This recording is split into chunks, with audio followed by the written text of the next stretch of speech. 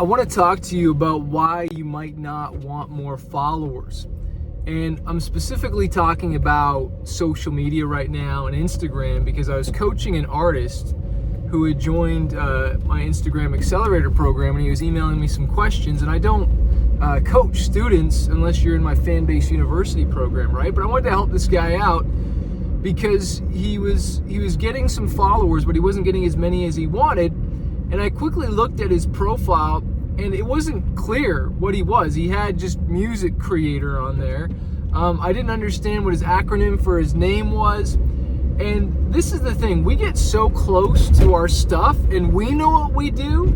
You know, we know our name. We know whatever 72, 79, 85, whatever is in our name means something. It could be your area code. It could be anything, right?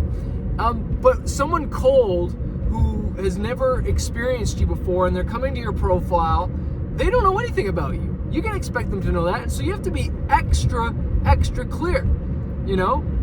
Manifest, rock artist, sounds like Linkin Park, Papa Roach, you know what I mean? Like when they go to the profile, you know, are they seeing pictures of my dog? Are they seeing pictures of my family? Or are they seeing music videos? Are they seeing stuff that really like makes sense? And are the photos and everything like awesome? Like, is it like top-notch quality? Or are you just whipping stuff up there and trying to get more followers? And here's the other thing.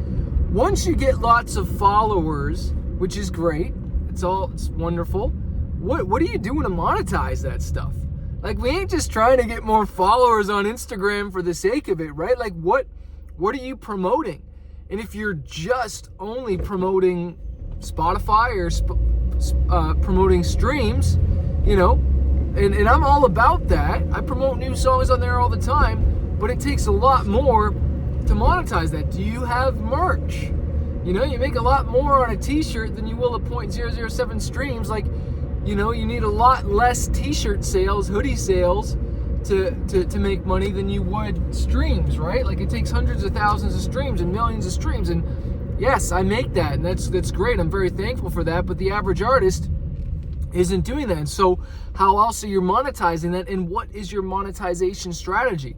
Like, even I do not post enough to my followers sales on stuff, promoting things, promoting merch, promoting books, promoting vinyl, promoting USB keys, all that stuff, right? Like, we need to promoting it. And so my suggestion, honestly, like, yeah, get the followers, but the first thing that came to mind is like, man, I would rather be running Spotify ads, because at least when I'm promoting that, right, and I get new streams and people listening to my music, new followers on there, every time they stream again, I get paid, you know? And I'm not poo-pooing on Instagram. Obviously, I have a music marketing and book all about Instagram because I love it, but only if you're going to use it properly to monetize your music in the long run, or you're going to use the social proof to leverage a tour, to get a manager, like, you know what I mean? Like, as long as you're going to, like, sometimes we get these numbers and we have these goals, but they're vanity goals, and they're not lined up with actual business goals. And when you have a business goal, that means you have a goal of making a profit, because business is all about making a profit. And I think sometimes as artists and musicians, we have these vanity goals that aren't business goals. Like, one of my biggest goals back in the day touring was, I have got to fill up my touring schedule of $10,000 worth of shows, book shows, not including merch, not including anything else. And then the goal was 20,000, and then the goal was 30,000 and beyond, right? Like, you want to have business goals. Like, one of my, business/vanity goals this year is 100,000 subscribers on YouTube. But I want those subscribers on YouTube because I get paid. And one of the coolest things I love about YouTube is when you're running YouTube ads specifically, and you can check out my YouTube Accelerator program, go to smartmusicbusiness.com or pick up the YouTube playbook on Amazon, is that when I'm running YouTube ads, I can see how long they watched the video, I can see if they subscribe, I can also see if I got this thing called earned views, which I love, because that means within 7 days of watching the video, it shows me how many earned views I got. So if I paid for 1,000 views, right? 1,000 views on my music video that I'm promoting, and I got another 500 earned views, that means out of 1,000 views I paid for, I got an extra 500 views of people who liked my video enough to go watch other videos on my channel, which of course I'm monetizing. So I paid for 1,000 and I got an extra 50%. Like, that's what I'm talking about, baby. And so that's why I would want to run YouTube ads to get subscribers, right? Because YouTube's going to pay me long term and keep paying me.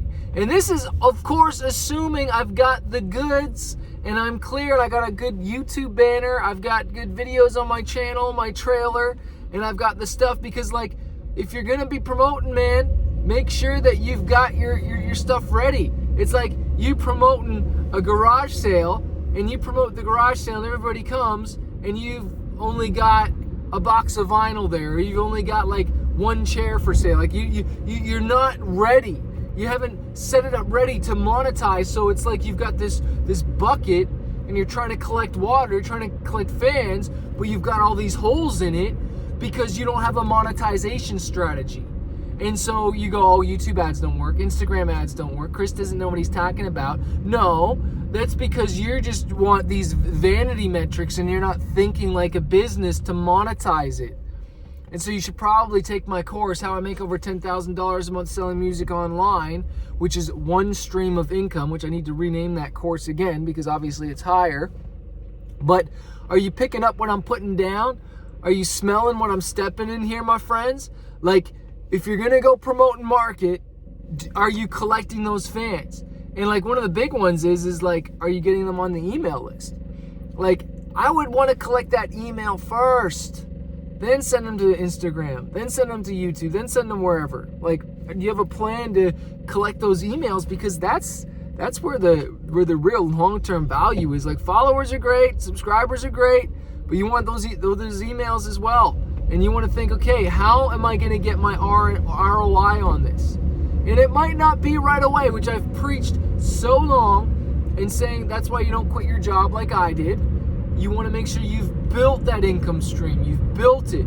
You know, you're better to put more hours at a job, do the overtime, get the second job so you can have even more money to market your music, so you can really just pound this thing and grow even faster, as opposed to making less money and just trying to do it with your music and you moving slower towards your goal. Like, I probably would have hit my music goals quicker had I stayed in my job longer and took all that money and kept on marketing. But I assumed the label would be the end-all be-all. And yes, that gave me a massive boost. It gave me a huge, like, momentum. It did. But the amount of money that I was making at my job, if I had to put that into my marketing, that was more money than the label was putting into me. Like, when I think about now, like, man, like, I had a really good job. Could have taken that money and put it into radio myself and marketed myself, bought onto a tours. I could have done all the things, the label, and I wouldn't have had to give up 7 years of, income from my music and license my record that long. But I would have missed out on other opportunities as well, too. But that's why you gotta weigh it, man. But I'm telling you, don't quit your job until your music income is really crushing it for you. Hey, this video is sponsored by VisionCityArt.com. You need your album cover done, single cover done, plus all the promotional packages.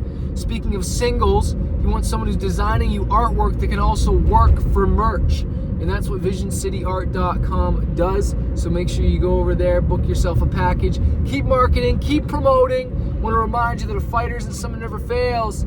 A fighter is someone who never quits. So don't you quit.